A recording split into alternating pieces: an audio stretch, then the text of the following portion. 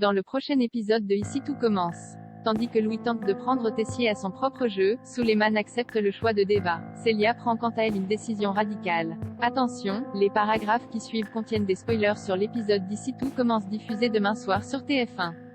Si vous ne voulez rien savoir, ne lisez pas ce qui suit. Mardi 28 décembre dans Ici tout commence. Louis tente de prendre Tessier à son propre jeu. Déterminé à prendre la place de Clotilde au concours de la meilleure école de cuisine de France, Louis a bien l'intention de piéger Tessier en faisant goûter son plat à Naya Monfray, la journaliste culinaire. Si cette dernière en fait l'éloge dans son article, il n'aura pas d'autre choix que d'accepter qu'il représente l'Institut. Tandis qu'il s'apprête à partir faire des courses, Claire et Olivia rentrent à la maison. Et bien que cela fasse plusieurs semaines qu'il n'a pas vu sa mère, le fils Armand, qui n'a pas le temps de prendre un café avec elle, lui demande de ne pas traîner à l'appartement car il a beaucoup de choses à faire.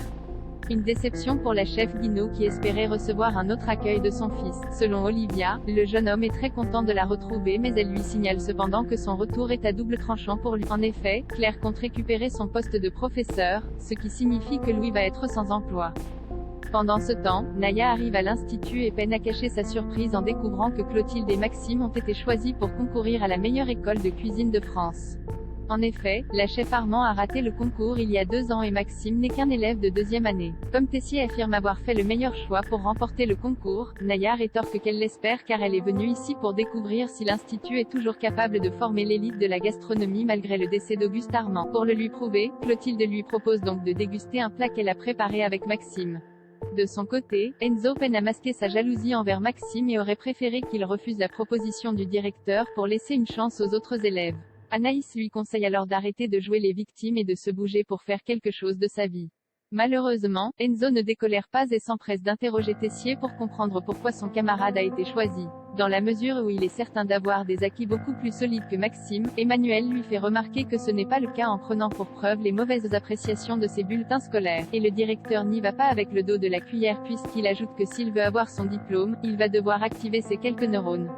Plus tard, Charlène essaie de convaincre Naya de goûter la dernière création du fils Armand mais sans succès. Claire, qui les a entendus discuter, propose de les aider et décide de goûter le plat de son fils. Impressionnée, elle ne tarit pas d'éloges sur la création de Louis et se dit très fière de lui. Connaissant très bien la journaliste, Claire parvient à ce qu'elle accepte de goûter le plat de son fils. Jugeant la recette bien au-dessus de celle proposée par Maxime et Clotilde, Naya a du mal à saisir pourquoi Tessier ne l'a pas choisi pour représenter l'Institut.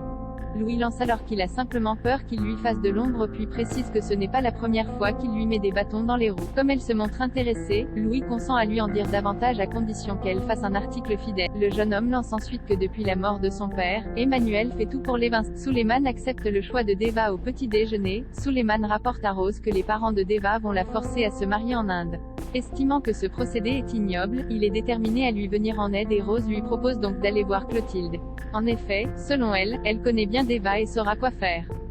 Au courant de la situation, Clotilde tente de leur faire comprendre que personne ne lui met la pression pour se marier. Et d'ajouter que sa protégée ne considère pas qu'il soit nécessaire d'être amoureuse pour se marier.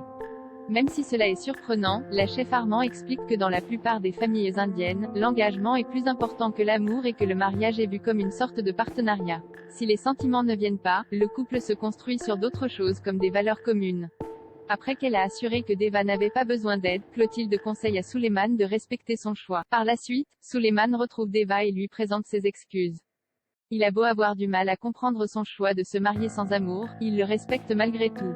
Souhaitant qu'ils restent amis, Deva décide de continuer à l'aider à préparer le concours d'entrée de l'Institut à condition qu'il n'y ait aucune ambiguïté. Malgré tout, Suleiman garde espoir.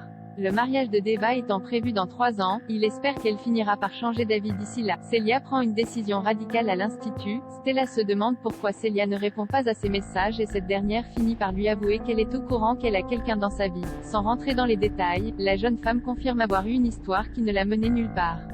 Toutefois, la fille Guessac, qui rêve d'une histoire simple et sans drama, préfère en rester là. Elle se rend ensuite dans le bureau d'Antoine pour avancer sa date de stage le plus tôt possible. Le proviseur lui offre alors une mission d'1 mois à Lille pour laquelle elle devra partir le lendemain. De son côté, Stella est contrariée et se livre auprès de Solal sur son histoire avec Gaëtan. Célia étant une femme entière, il l'enjoint à se montrer honnête avec elle. Stella lui donne donc rendez-vous puis lui parle de sa relation avec le fils Rivière avant de reconnaître qu'elle est toujours amoureuse de lui. Cependant, elle affirme qu'elle pense beaucoup moins à lui maintenant qu'elle est dans sa vie. Malheureusement, Célia ne sait que trop bien ce que c'est que de se lancer dans une relation pour en oublier une autre. Refusant de s'embarquer dans une histoire compliquée, elle préfère ne pas aller plus loin.